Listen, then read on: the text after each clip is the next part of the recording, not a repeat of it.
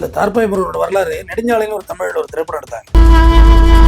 வேண்டுதல் பிரார்த்தனை என்னன்னா தாலியை வரையும் கைட்டி உண்டியல்ல போடுவாங்களாம். அத்தா தாலியை காப்பாத்துனா அம்மா ஆமா லேடிஸ் கடவுள் வந்து தாலி சென்டிமெண்ட் லிங்க் உள்ளது. என்ன ரீசன் பார்த்தா அவங்க எல்லாருமே லாரி டிரைவர் ஒய்ஃப்ஸா இருந்தாங்க. அது ஒரு ரிசர்ச் பண்றாங்க. யார் நீங்கெல்லாம் இவ்வளவு பேர் தாலி போடுறீங்கன்னா இல்ல லாரி டிரைவர் பண்றாங்க. என்ன விஷயம்னா என் புருஷன் பத்திரமா போயிட்டு வரணும், உயிரோட வரணும். செல்போன் கிடையாது 80-90 எல்லாம். இந்த ஷிப்ல இருந்து வர்ற டிரைவர்ஸ் எல்லாம் பாதி பேர் திரும்புறது இல்ல வீடு, லாரியும் காணாம போயிடுது, பொருளும் வர்றது இல்ல. இப்படியா ஒரு பெரிய லாபி ஒண்ணு போவார். அப்ப அந்த காலகட்டங்கள்ல வந்து வேலை இல்லைன்னு வச்சுங்களேன், லாரியில கில்லரா போறதுதான் வேலை. ஏன்னா குறைந்தபட்சம் லாரி டிரைவர் 3 வேளை சாப்பாடு வைக்கணும். நீங்க இன்னைக்கு இருக்க உலகத்தெல்லாம் நீங்க கம்பேர் பண்ணாதீங்க. 80s காலகட்டங்கள்ல வறுமை இருந்துச்சு, 70s இன்னும் வறுமை இருக்கு. அதெல்லாம் நீங்க இந்த சிஆர்னு ஒரு நெல் வந்த பிறகுதான் வறுமை போச்சுன்னு எங்க வீட்டுல சொல்லுவாங்க எங்க அம்மா அடிக்கடி. எப்பயுமே லாரி பாத்தீங்கன்னா ஊரோட எல்லையில நிறுத்துவாங்க, அந்த ரெஸ்ட் எடுக்கிறது. ஏன்னா அங்க நிறைய வண்டி இருக்கும். அதை தாண்டி அவர் நிறுத்திட்டு பின்னாடி போயிட்டு ஏதோ ஒரு பொருளை எடுத்து உள்ள கொண்டு வர்றாரு, கேபின் உள்ள கொண்டு வர்றாரு. ஏன்னா இது எல்லாமே துறைமுகத்துல இருந்து வெளில வர வண்டி, தூத்துக்குடி போர்ட்டு, மெட்ராஸ் போர்ட்டு, இங்க இருந்து வெளில வர வண்டிகள். என்னென்ன நீங்க என்னமோ எடுத்துட்டு வரீங்க அப்படின்னு அதெல்லாம் நீ கண்டுக்காத, அவனுக்கு தேவையில்லாத வேலை, எல்லாம் யார்ட்டையும் சொல்லிட்டு இருக்காத. இந்தா 200 வச்சுக்கன்னு கொடுத்தோன்னே இவர் என்ன செய்யறாரு, ஆனா கயிறு லூஸ் ஆகிற மாதிரி இருக்கு, நிறுத்துங்க அப்படின்னு இருக்கா. போயிட்டு கயிறை கட்டுற மாதிரி இவர் ஒரு 2 பொருளை தூக்கி வெளியே போடுறாரு. டிரைவருக்கு தெரியல. அந்த 2 பொருளையும் கொண்டு போய் மார்க்கெட்ல விற்கிறாரு. மார்க்கெட்ல வித்தாக்க ஒரு பொருளுக்கு 30,000 மாதிரி 2 பொருள் 60,000 கொடுக்குறாங்க. 60,000 80-90 எல்லாம் பெரும்படம் தான். என்னன்னு பார்த்தா அது கிட்டத்தட்ட இந்தியா பூரா மேப் போடுறாரு தார்பாய் முருகன். எங்கெங்கெல்லாம் ஸ்லோவா போங்கிற கணக்கு தெரிஞ்சு போச்சு. இந்தியா பூரா மேப் தெரியும், பட் ஆளு சோர்ஸ் பத்தல. அப்ப அந்த கூட்டாளிட்டு சொல்லி எங்க எல்லாம் ஸ்லோவா போகுதோ அங்க எல்லாம் பொருளை தூக்குறது. அப்ப வந்து ராஜராஜ சோழன் மரத்தை நெட்டார் அப்படின்னு சொல்லுவாங்க, அசோகர் மரத்தை நெட்டார்னு சொல்லுவாங்க. மரம் எதுக்கு பயன்படுத்தா, மரத்துல ஏறி உட்காந்து குதிச்சு உள்ள இருந்து பொருளை எடுத்துட்டு வெளியாயிருக்கு. இவங்க திருடுறாங்க இல்லையா, பாக்ஸ் தூக்கி போடுறது. ஒரு பாக்ஸ்ல பார்த்தா கம்ப்யூட்டர் இருக்கு, ஒரு பாக்ஸ்ல பார்த்தா அம்மாஞ்சலிக்கு தேராத பேஸ்ட் பிரஷ் இப்படி இருக்குது. அது விலை போல ஒண்ணு விலை போகுது. ஏன்னா இப்பெல்லாம் ரிஸ்க் எடுத்து திருடுறோம், விலை போக மாட்டுதே. ஒண்ணுக்கு ஒண்ணு சம்பளம் கொடுக்கணும்ல 15 பேருக்கு. சரி ஹார்பர்ல ஒரு ஆளை செட் பண்ணலாம்னு சொல்லி ஹார்பர்ல ஒரு ஆளை செட் பண்றாரு. பங்குல வந்து பிரச்சனை வந்து, நீ என்ன முருகா நீ மட்டும் இவ்வளவு எடுத்துக்கிறா, எனக்கு வேற இவ்வளவுதான் கொடுக்குற, நானும் தான் உயிரை பண்ண வச்சு குதிக்கிறேன், கொஞ்சம் மிஸ் ஆனா கீழே வந்து செத்துருவேன் அப்படின்னு ஒன்னு முருகனுக்கு உடனே பார்ட்னர்ஸையும் பகச்சிக்க முடியல. சரி ரைட்ரா, இனிமே பொருளா எடுக்க வேண்டாம், லாரியே தூக்கிடலாம் விடு. மொத்தமா ஒரு லாரியை தூக்குறா, தூக்கி கொண்டு போய் அந்த டிரைவர் எல்லாம் கொண்டுபிட்டு அந்த லாரியெல்லாம் அவன் இடைக்கு போட்டுறது, உடச்சி அள்ளி இடைக்கு போடுறது. இவருக்கும் அந்த லாரியிலேயே ஃபீல்ட்ல இருந்துட்டு ஓட்டுறது இதெல்லாம் தெரிஞ்சு போச்சு. பொருள் 8 கோடி ரூபாய்க்கு இருக்கு அன்னைக்கு காலகட்டத்தில், பெரும் பணம் 8 கோடி. 40க்கு மேற்பட்ட டிரைவர் காணாம போயிட்டு இருக்காங்க. அவங்களாம் உயிரோட இருக்கிறதுக்கான சாத்தியக்கூறுகள் இல்லை. இன்னைக்கு இருக்க மாதிரி சிசிடிவி அன்னைக்கு இல்ல. இவங்க எல்லாம் ஒண்ணு கூடி ஒரு 100 பேர் கூலிப்படை இறக்குறாங்க. ஏன்னா பணம் பெரும்பணம் போயிட்டு எல்லாருக்கும் லாஸ். ஒரு லாரிக்கு 10 பேர் ஏத்துறாங்க. தார்பாய்க்குள்ளேயே ஆளுங்க நிக்கிற அளவுக்கான செட்டிங்க போட்டு அந்த பொருள்லாம் ஃபைபர் பண்ணி பிரிச்சு மேல டாப் இருக்குல்ல, லாரி டாப், அதுல எல்லாம் படுக்க வச்சு எல்லாம் கம்ப்ளீட் பேக் பண்ணிடுறாங்க அந்த வண்டியை. ஆக்சுவலா தார்பாய் முருகன் ஒரு கட்டத்துக்கு மேல குதிக்கிறது நிப்பாட்டு இருந்திருக்கா. அப்படி ஏன்னா வழிபோக்கா போன போலீஸ் யாரா இவன் கொடுத்த வெட்டுப்பட்டு கிடக்குறானே அப்படின்னு சொல்லிட்டு மருத்துவமனையில் கொண்டு சேர்க்குறாங்க. ஆனால் அன்னைக்கு அந்த மருத்துவம் பத்தலை. தார்பாய் முருகனுக்கு ரொம்ப க்ளோஸாக இருந்த ஒரு ஆள் பேர், வலது கை பேர் மூக்கன். மொத்தம் முகத்தில் மட்டும் 17 விட்டு, காலு கை நரம்பு எல்லாம் சதலாம் எடுத்துட்டாங்க. தார்பாய் முருகன் என்ன செய்யறாப்புல, இனிமேலாம் திருடக்கூடாதுடா, போதுண்டா திருடி சம்பாதிச்சது சொத்து சேர்த்தாச்சு போதுன்னு சொல்லி மூக்கனை கூப்பிட்டு, என்னை வெட்டின இந்த 11 பேருக்கு எனக்கு சம்மந்தம் கிடையாது, லாரிக்காரனுக்கு எனக்கு தான் சம்மந்தம், அதனால இந்த 11 பேரை பிடிச்சி நம்ம வெட்டியே ஆகும், அவனுக்கு பாடம் கற்பிச்சே அவனும் முடிவு எடுத்துட்டு இவனை 11 பேர் டீட்டெயில் எடுறான்னு சொல்றாரு. 11 பேரையும் சிங்கிள் ஸ்டோக்ல போடணும். எனக்கு சமூகத்தில் நடக்கிற பல்வேறு குற்ற சம்பந்தான விஷயங்களை பேசுவதற்காக மெட்ராஸ் ஹைகோர்ட்டோட அட்வொகேட் வந்திருக்காரு, மிஸ்டர் தமிழேந்தன் அவர்கள். வணக்கம் சார். வணக்கங்க. எப்படி இருக்கீங்க? நல்லா இருக்கு சார். இந்த தார்பாய் முருகன் அப்படிங்கிற ஒரு அந்த வரலாறை பார்க்கும்போது ஒரு கொலைகாரனுக்குள்ள இவ்வளவு ஒரு புத்திசாலித்தனமான ஐடியாக்கள்லாம் இருந்திருக்கா அப்படின்னு தோணுது சார். அது என்ன மாதிரியான அந்த காலகட்டத்திலே நம்ம பார்க்கும்போது ஒருத்தர் இந்த மாதிரி எல்லாம் யோசிச்சு கொள்ளையடிக்க முடியுமா, போலீஸ் கண்ணில் மாட்ட முடியாத அளவுக்கு இவ்வளவு ஸ்கெட்ச் போட்டு ஒரு வேலையை செய்யறான் அப்படிங்கிறப்போ இத்தனைக்கும் படிக்காத ஒருத்தர் இல்லையா சார்? தார்பாய் முருகனோட வரலாறு என்ன சார்? இல்ல தார்பாய் முருகனோட வரலாறு நெடுஞ்சாலைன்னு ஒரு தமிழ்ல ஒரு திரைப்படம் எடுத்தாங்க. ஆக்சுவலா அதுல கூட இன்னும் கொஞ்சம் பெர்ஃபெக்டா எடுத்திருந்திருக்கலாம், நல்லா இருந்திருக்கும். ஏன்னா நெடுஞ்சாலை படம் வந்து குற்றவாளியை வந்து ஹீரோவா காமிச்சாங்க, பட் அப்படி காமிக்க கூடாது. எந்த படத்துலயுமே ஆன்டி எலமெண்ட் தான். அவங்களுக்கு ஹீரோயிசம் ஹைக் பண்ணவே கூடாது. ஆனா அந்த படத்துல அந்த வேலையை பார்த்திருந்தாங்க. புஷ்பால கூட காட்டியிருப்பாங்க. புஷ்பால ரொம்ப தப்பான தீமுங்க. அது வந்து நமக்கு இன்டென்ஷன் வந்து தவறாகிட்டே இருக்கும். போலீஸ்காரன் மேல சிறுநீர்லாம் அடிக்கும். ஆமா, அதெல்லாம் ஒரு தவறான விஷயம். ஆக்சுவலா தார்பாய் முருகன் பார்த்தா 80s காலகட்டங்கள்ல வந்து பாத்தீங்கன்னா அந்த சமயபுரம் மாரியம்மன் கோயில் இருக்குல்ல, அது ரொம்ப ஃபேமஸ். இன்னைக்கும் அதுக்கு நடைபயணம் போவாங்க. பூச்செறிதல் விழா அதெல்லாம் நடக்கும். அது புன்னைநல்லூர் மாரியம்மன் கோயில் ஒன்று இருக்கு தஞ்சாவூர்ல, அதுவும் நடைபயணம் அதிகம் போவாங்க. அடுத்த நடைபயணம் பழனிக்கு அதிக பேர் போவாங்க. இதுல இந்த மாதிரி சமயபுரம் பெண்கள் அதிகமா போறது பாத்தீங்கன்னா சமயபுரம், இங்க ஆதிபராசக்தி, இங்க தஞ்சாவூர் கோயிலுக்கு நடைபயணம் போவாங்க, புன்னைநல்லூர் மாரியம்மன் கோயில். இப்படி போக்குள்ள அவங்க எல்லாமே வேண்டுதல் பிரார்த்தனை என்னன்னா தாலியை வரையும் கட்டி உண்டியல்ல போடுவாங்களாம். அத்தா தாலியை காப்பாத்துனா அம்மா. ஆமா, லேடிஸ் கடவுள் வந்து தாலி சென்டிமெண்ட் லிங்க் உள்ளது. என்ன ரீசன் பார்த்தா அவங்க எல்லாருமே லாரி டிரைவர் ஒய்ஃப்ஸா இருந்தாங்க. அது ஒரு ரிசர்ச் பண்றாங்க, யார் நீங்க எல்லாம் இவ்வளவு பேர் தாலி போடுறீங்கன்னா எல்லாம் லாரி டிரைவர் பொண்டாட்டி. என்ன விஷயம்னா என் புருஷன் பத்திரமா போயிட்டு வரணும், உயிரோட வரணும், என் புருஷன் போறவங்க 10 பேர் வர்றதே இல்லை திரும்பி ஊருக்கு, அதனாலதான் வேண்டுறோம் அப்படிங்கிற மாதிரி அவங்க சொல்றாங்க. அப்ப அப்படியே போயிட்டே இருக்கு. ஒரு கட்டத்துல பார்த்தா அதாவது ஷிப்ல வந்து அன்னைக்கு வந்து விலை உயர்ந்த பொருள்னா செல்போன் கிடையாது. 80-90 எல்லாம் அந்த இந்த பீரியட் நான் சொல்றேன். இந்த டைம் 2000 தானே செல்போன் பெரிய ரீச் வந்துச்சு. சிஸ்டம் தான் அப்ப பெருசு. அந்த கம்ப்யூட்டர் தொம்ப மாதிரி பின்னாடி எல்லாம் குண்டா இருக்கும். அது அதெல்லாம் இன்னைக்கு அடுத்த தலைமுறைக்கு தெரியவே போறது இல்லை. இப்படிதான் இருந்துதானே. கம்ப்யூட்டரே தெரியாதுங்க, என்ன சொல்றீங்க? இப்ப இந்த சிஸ்டத்தையே லேப்டாப்பே தூக்கி சாப்பிட்டுருச்சுங்க செல்போனு. போன்ல இருந்து தலை திரும்ப மாட்டேங்குது. ஆமா. அப்ப இந்த ஷிப்ல இருந்து வர்ற டிரைவர்ஸ் எல்லாம் பாதி பேர் திரும்புறது இல்லை வீடு, லாரியும் காணாம போயிடுது, பொருளும் வர்றது இல்லை. இப்படியா ஒரு பெரிய லாபி ஒண்ணு போக ஆரம்பிக்குது, பெரிய ஒரு குழப்பம் ஒண்ணு போகுது. இது என்ன ஏதுன்னு கண்டும் பிடிக்க முடியல. நீங்க எங்க பார்த்தாலும் போய் போய் போய் போய் இந்த வண்டி காணாம போயிட்டே இருக்கு, டிரைவர் கொலை செய்யப்படுறாங்க, சில இடத்துல டிரைவர் பாடி கிடைக்குது, சில இடத்துல பாடி கிடைக்கல. இந்த மாதிரி ஒரு மூவி இருந்துகிட்டு இருக்கு. அப்ப இதோட விஷயம் இது இது ஒரு பக்கம் போயிட்டு இருக்கு. அப்ப கதையோட பிச்சுல பாத்தீங்கன்னா உண்மைன்னு பாத்தீங்கன்னா இது செஞ்சது வந்து முருகன். அவர் வந்து மதுரை மாவட்டம் உசிலம்பட்டி பகுதியை சார்ந்து வெறும் முருகன் தான். அவரு வேலை வெட்டி எதுவும் கிடையாது, சும்மா வீட்டுல சாப்பிட்டுட்டு திட்டு வாங்கிட்டு வறுமை திட்டு வாங்கிட்டு இப்படியே கிடக்குறாரு. அப்போ ஒரு லாரியில போய், அப்ப அந்த காலகட்டங்கள்ல வந்து வேலை இல்லைன்னு வச்சுங்களேன், லாரியில கில்லரா போறதுதான் வேலை. ஏன்னா குறைந்தபட்சம் லாரி டிரைவர் 3 வேளை சாப்பாடு வாங்கி கொடுத்தோம். நீங்க இன்னைக்கு இருக்க உலகத்தெல்லாம் நீங்க கம்பேர் பண்ணாதீங்க. 80s காலகட்டங்கள்ல வறுமை இருந்துச்சு, 70s இன்னும் வறுமை இருந்துச்சு. அதெல்லாம் நீங்க அந்த சிஆர்னு ஒரு நெல் வந்த பிறகுதான் வறுமை போச்சுன்னு எங்க வீட்டுல சொல்லுவாங்க எங்க அம்மா அடிக்கடி. அதுக்கு முன்னெல்லாம் வறுமை இருந்துச்சுன்னு. அப்ப சரி ஓகே, ஒரு லாரியில கில்லரா போயிட்டா 3 வேளை சாப்பாடு உத்தரவாதம், ரூமு தேவையில்லை, வண்டியிலேயே நீங்க தூங்கிக்க போறீங்க, எங்க நிறுத்துற இடத்துல குளிச்சுக்க போறீங்க, பல் விளக்க போறீங்க, டாய்லெட் போய் போறீங்க, ஒரு பிரச்சனையும் இல்லை, இஷ்யூஸ் இல்லை. சரி லாரியில போய் கில்லரா செய்யறாரு. பார்த்தா அன்னைக்கு ரேஞ்சில் 20 ரூபா சம்பளங்கிறது பெரிய விஷயமா இருந்திருக்கு இவருக்கு. அப்ப டிரைவருக்கு அன்னைக்கு 200 ரூபா 300 ரூபா தான் சம்பளம் இருந்திருக்கு ஃபார் டே ஆர் டியூட்டியை பொறுத்தது. இப்படியே போயிட்டு இருந்தது. இவர் நினைச்சு பாக்குறாரு, 20 ரூபா காசு வச்சு நம்ம என்னதான் பண்ண போறோம், வீட்டுக்கெல்லாம் எப்படி காசு எடுப்புறது அப்படின்னு.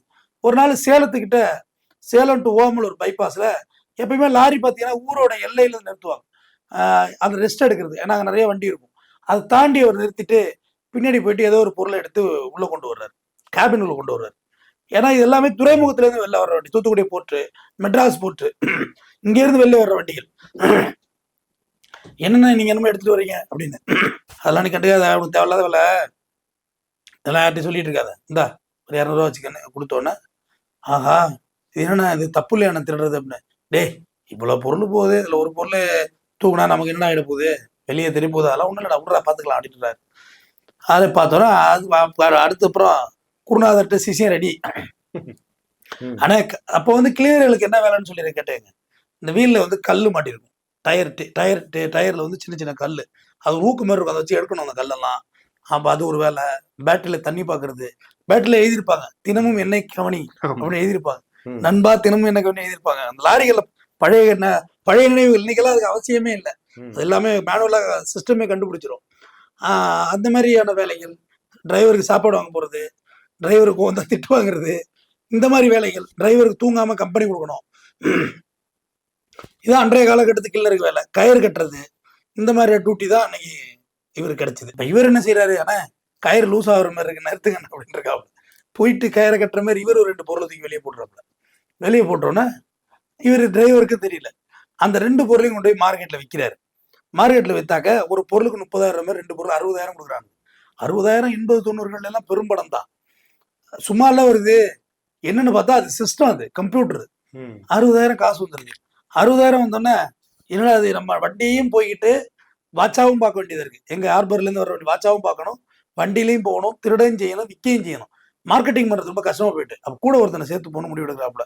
கூட ஒருத்தனை சேர்த்துக்கிட்டு மறுபடியும் ரோடு வந்து இவர் லாரியில் போய் இப்போ இருக்க ஹைவே கணக்கு பண்ணாதீங்க, சிங்கிள் ரோடு. அப்போ குழி இப்படி இப்படி இறங்கி இறங்கி ஊஞ்சல் ஆடிட்டே போகும்.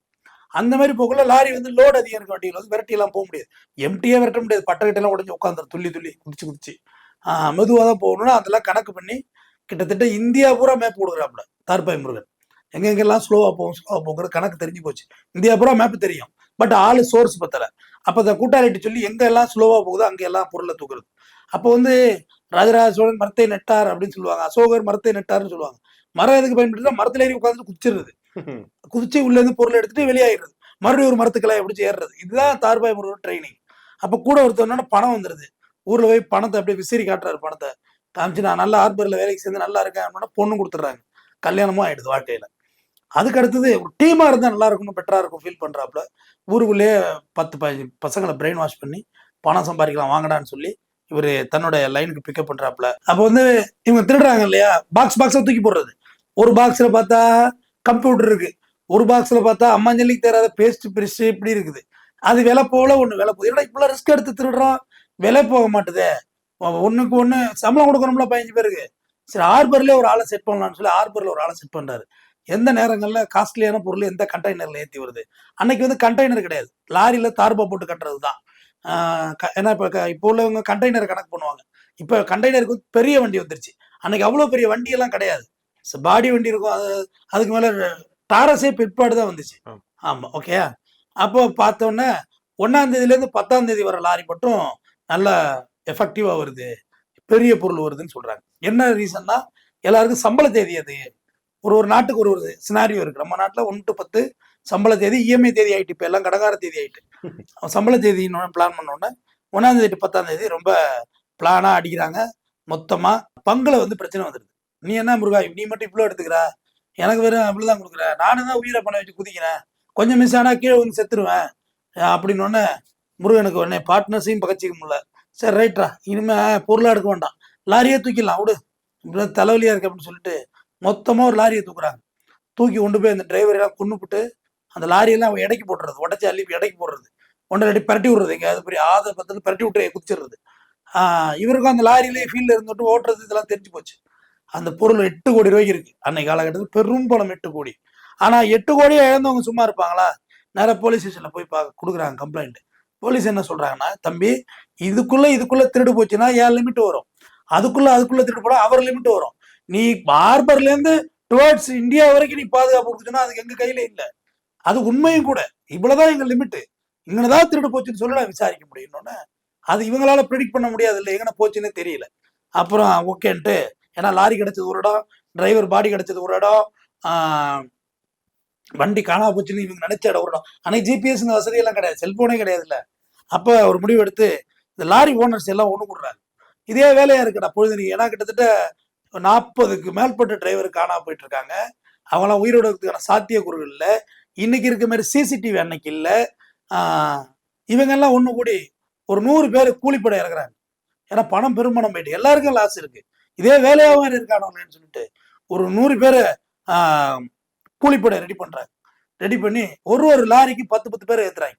இந்த காஸ்ட்லியான பொருள் போகுது இல்லை, அந்த ஒரு லாரிக்குள்ளேயும் காஸ்ட்லியான இறக்கி கண்டெய்னருக்குள்ளேயே அந்த தார்பாய்க்குள்ளேயே ஆளுங்க நிக்கிற அளவுக்கான செட்டிங்கை போட்டு அந்த பொருள்லாம் ஃபைபர் பண்ணி பிரிச்சு மேல டாப் இருக்குல்ல, லாரி டாப், அதுல எல்லாம் படுக்க வச்சு எல்லாம் கம்ப்ளீட் பேக் பண்ணிடுறாங்க அந்த வண்டியை. இது நடந்துட்டு இருக்குள்ள தார்பாய் முருகன் எப்பவும் போல வழக்கமா இதை பிரிச்சுக்கிட்டு குதிச்சிருக்காப்புல உள்ள. ஆக்சுவலா தார்பாய் முருகன் ஒரு கட்டத்துக்கு மேல குதிக்கிறது நிப்பாட்டு இருந்திருக்கா அப்படி. ஏன்னா அடுத்த ஆள ட்ரைனிங் கொடுத்துருக்காரு. இந்த டீம் பசங்க புதுசா எடுத்தாங்க இல்ல, அவங்களுக்கு தெரியல இப்படிதான்டா குதிக்கணும்னு குதிச்சிருக்காரு. இந்த பசங்களும் குதிச்சுட்டு இருக்காங்க. குதிச்சா உள்ளுக்குள்ள 10 பேர் நல்லா செம்ம பாடி பில்டரு, பெரிய பெரிய வீச்சோடு நின்றுருக்காங்க. சற்று இதை எதிர்பார்க்கல தார்பாய் முருகன், போட்டு பொழந்துட்டாங்க. அந்த 2 பேரும் குதிச்சுட்டாங்க. வேற ஒரு கிளை இவரால் முண்ட முடியும், உள்ளுக்குள்ள மாட்டிக்கிட்டாரு. போட்டு வெட்டி அள்ளி எறிஞ்சிட்டு செத்துட்டான்னு சொல்லி வண்டியிலேயே தூக்கி போட்டுறாங்க. அப்போ அன்னைக்கு போன போலீஸு, வழிபோக்கா போன போலீஸு, யாரா இவன் ஒருத்தர் வெட்டுப்பட்டு கிடக்குறானே அப்படின்னு சொல்லிட்டு மருத்துவமனையில் கொண்டு சேர்க்குறாங்க. ஆனால் அன்னைக்கு அந்த மருத்துவம் பத்தலை. தார்பாய் முருகனுக்கு ரொம்ப க்ளோஸாக இருந்த ஒரு ஆளு பேர், வலது கை பேர் மூக்கன். மொத்தம் முகத்துல மட்டும் 17 விட்டு, காலு கை நரம்பு எல்லாம் சதசதெல்லாம் எடுத்துட்டாங்க. அப்புறம் போலீஸ் தூக்கி கொண்டு ஹாஸ்பிட்டல்ல போட்டு செட் ஆகல. அப்புறம் மேல் மருத்துவமனைக்கு இவரை அழைச்சிட்டு போறாங்க. லட்சக்கணக்கில் அன்றைய காலகட்டத்தில் செலவு பண்றாங்க. செலவு பண்ணி இவரை காப்பாத்துறாங்க. ஆனா காப்பாத்தியாச்சு. ஆனா கை காலெல்லாம் வரல. சும்மா இழுத்த இழுப்புல இருக்கு கை காலன்னு. இது ஒரு லெவலுக்கு மேல தார்பாய் முருகன் என்ன செய்யறாப்புல, இனிமேல்லாம் திருடக்கூடாதுடா, போதுண்டா, திருடி சம்பாதிச்சது சொத்து சேர்த்தாச்சு போதுன்னு சொல்லி மூக்கனை கூப்பிட்டு, என்னை வெட்டின அந்த 11 பேருக்கும் எனக்கு சம்பந்தம் கிடையாது, என் லாரிக்காரனுக்கு எனக்கு தான் சம்பந்தம். அதனால இந்த 11 பேரை பிடிச்சி நம்ம வெட்டியே ஆகணும், அவனுக்கு ஒரு பாடம் கற்பிச்சே ஆகணும்னு முடிவு எடுத்துட்டு இவனை 11 பேர் டீட்டெயில் எடுறான்னு சொல்றாப்புல. 11 பேர் மதுரையை சுற்றி விட்டார பகுதிகளில் உள்ளவங்க எல்லாம் எடுக்கிறாங்க. இவங்க தான் இதை செஞ்சதுன்னு கடைசா பிளான் பண்ணி 11 பேரையும் சிங்கிள் ஸ்ட்ரோக்ல போடணும். ஏன்னா கலக்க போட்டோம்னா திருப்பி நம்மள போட்டுருவானுங்க, பேரும் போய் எனக்கு வேணும்னு சொல்லிட்டு 11 பேரையும் ஒரே அட்டம்ல அடிக்கிறாங்க. ஆனா அவங்க கூலிப்படையா இருந்தது விட்டு போலீஸால கண்டுபிடிக்க முடியல. ஏன்னா அவங்க நிறைய எதிர்ப்புகள் இருந்துச்சு, யாரு என்னெல்லாம் தெரியல அப்படின்னு சொல்லி அப்படியே போலீஸ் கண்டுக்க முடியல. போலீஸும் மெனக்கெடுது, ஒன்றும் பண்ண முடியல. தார்பாய் முருகன் என்ன செய்யறாரு, நேரா போயிட்டு நீதிபதி, அன்னைக்கு அந்த நீதிபதி ஐயா பேர் வெங்கடேசன், அவர்கிட்ட போயிட்டு நொண்டி நொண்டி போய், நான் தான் என் தார்பாய் முருகன், இந்த 11 பேரை கொண்டது நான் தானே, நீ ஏன் நொண்டிப்ப, நீ என்னப்பா நீ சொல்ற அப்படின்னு போய் சொல்லாத, யாருக்கா வேண்டிய கேஸ் ஒத்துக்கிறியா ரூபா வாங்கிட்டு, நான் பணக்காரையா, நான் தான் கொன்னேன், என் வாழ்க்கை இப்படிதான் ஆரம்பிச்சதுன்னு ஒரு கிளீனர் ஆனவன் கோடீஸ்வரனான கதையா சொல்றான். இப்படிதான் என் வாழ்க்கை போணுச்சு அப்படின்னு. என்னப்பா அது இப்படியா பண்ணிட்டு இருப்ப. அன்றைய தேதியில் தார்பாய் முருகன் மேல இந்த 11 கேஸ் போக ஒரு 50 மர்டர் கேஸ் மொத்தமா அவர் மேல கணிக்கப்பட்டுச்சு. ஏன்னா லாரி எல்லாம் காணா போயிருந்தெல்லாம் கால்குலேட் பண்ணக்குள்ள அவன் மேல இவ்வளவு கேஸ் இருந்திருக்கு முருகன் மேல அப்படின்னு ஒரு கணக்கு கணிக்கிறாங்க. ஜட்ஜிட்ட போயிட்டு இப்படி வந்து சொன்னீங்கன்னா உனக்கு தண்டனை கொடுத்துருவோம் தெரியுமா அப்படின்னு கேட்டிருக்காரு. நான் எனக்கு என்ன தண்டனை கொடுத்தாலும் ஓகே தான், நான் தான் பண்ணேன், நான் இப்ப நடக்கவே முடியாம இருக்கிறேன், அது காரணம் இவனுங்க தான், அவனிலையும் கொண்டுட்டேன், என்ன கொடுத்தாலும் ஓகே தான், எனக்கு நோ இஷ்யூஸ் அப்படின்றாப்புல. உடனே ஜட்ஜி சொல்றாரு, இப்ப நீ என்ன மனநிலையில இருக்க அப்படின்னு. ஆனா அந்த ஜட்ஜி வந்து ரொம்ப இலகிய மனசுன்னு அந்த புத்தகத்துல எழுதப்பட்டிருக்கு. அவர் வந்து ரொம்ப சரி திருந்திரன்னு சொல்றான், எல்லாத்தையும் ஒத்துக்கிட்டான். ஏன்னா இவன் ஒத்துருக்கவே வேண்டியது இல்லை. நீதிபதியா இலகிய மனசா வந்தாருன்னா இவன் ஒத்துக்கெல்லாம் கண்டே பிடிச்சிருக்க முடியாது. அன்னைக்கு இவனாதான ஒத்துக்கிட்டான். சரி, அவன் மேல ஒரு கருணை அடிப்படையில ஒரு 8 வருஷம் தண்டனை கொடுக்குறாரு, திருந்தி வாழணும் அப்படின்னு சொல்றாரு. ஜெயிலுக்குள்ள போயிட்டு நன்னடத்தாதுன்னு சொல்லி ஒரு 4 வருஷத்துல வெளியில வர்றாரு. வெளியே வந்த இவன் வீட்டுக்குள்ள வந்து இருக்கான். இருக்கக்குள்ள ஆனா இவனோட பேரை சொல்லி நிறைய பேர் திருட ஆரம்பிச்சிட்டாங்க. தார்பாய் முருகன் டீம் நாங்க தான். ஒரு கட்டத்துக்கு மேல இவன் இல்லைங்கிற மாதிரி போலீஸ் முடிவுக்கு வந்துட்டாங்க. ஆனா இவன் மேல திருட்டு நடந்துகிட்டே இருந்துச்சு. அவர் நிலையில தார்பாய் முருகன் தன்னைத்தானே பேச ஆரம்பிச்சு ஒரு உளவியல் நோயா மாறினாரு. மென நோயா இல்லையா அங்க இடத்துல, ஏய் தார்பாய் கட்டுறா, கம்ப்யூட்டர் எடுத்து வித்துறா, அவனை யாருல பேசுறான் அப்படின்னு பார்த்தா யார்கிட்டையும் பேசல, தனக்குத்தானே பேசுறாரு அப்படிங்கிறது அப்புறமா தான் கண்டுபிடிக்கிறாங்க. கடைசி காலத்துல ஒரு இப்படி ஒரு வாழ்க்கை வாழ்ந்த ஒரு மனிதன் இப்படியெல்லாம் வாழக்கூடாதுன்ற ஒரு உதாரணம் அவருக்கு வந்திருக்கு. அதே இன்னொன்னு சொல்றேன், முறையற்ற முறையில் சேர்த்த செல்வமும் இறுதி காலங்களில் எப்படி போகுங்கிறது தார்பாய் முருகன் வாழ்க்கையில தெரிஞ்சுக்கலாம். தான் யார் என்றே தெரியாத நிலை ஆயிட்டு தார்பாய் முருகனுக்கு. முழு மனநோயாளியாகி பித்து பிடிச்சி ஊர் ஊரா அப்படியே நொண்டி நொண்டி நடக்க ஆரம்பிக்கிறாரு. ஒரு கட்டத்துல அவருக்கு தனக்குத்தானே வீட்டுக்குள்ள உட்காந்து ஒரு தனிமைப்படுத்துறாரு. உட்காந்து தன்னைத்தானே பேசி பேசி பேசி பேசி உடல் நோய் அதிகமாகி மனநோய் அதிகமாகி தார்பாய் முருகன் இறக்குறாரு. இறக்கக்குள்ள அவருக்கு 50 வயசு இருக்குன்னு சொல்றாங்க. மேபி 45 to 50 இருக்கலாம் அப்படின்றது தான் அவர் கணக்கு. அவர் இறக்கக்குள்ள அவருக்கு கூட யாருமே இல்லை. ஏன்னா எல்லாமே இவர் கண்டு பயந்து போற மாதிரி ஆயிட்டு, கிட்டத்தட்ட 50 கொலைகளுக்கு ஒருத்த கன்ஃபர்ஸ் ஆகிறாங்க. உள்ள எல்லாரும் பயந்து போய் ஊரும் ஒதுக்கி வச்சு தார்பாய் முருகனை கடைசா எடுத்து போட கூட ஆள் இல்லாமல் மடிந்து போனார் என்பதே அவருடைய வரலாறு. இதோட இந்த ஸ்டோரியோட மாறல், நம்ம எப்படி இருந்தாலும் இது அவர் ஒரு நல்ல கில்னரா ஒரு நல்ல டிரைவராகி நிறைய லாரி கூட வாங்கியிருக்கலாம் உழைச்சி, அது ஒரு நல்ல வழியை கொடுத்துருக்கோம். சரி, ஆரம்பத்தில் ஏதோ கை செலவுக்கு அவர் ஏதோ பண்ணிட்டாரு. ஆனால் தொடர்ந்து அதை ஒரு தொழிலாகவே மாற்றி பண்ண உள்ள அவருக்கு இந்த நிலை வருது, கொல்ல வேண்டிய சூழ்நிலை உருவாகுது. ஸோ அறம்படி வாழ்வோம். நன்றி, வணக்கம்.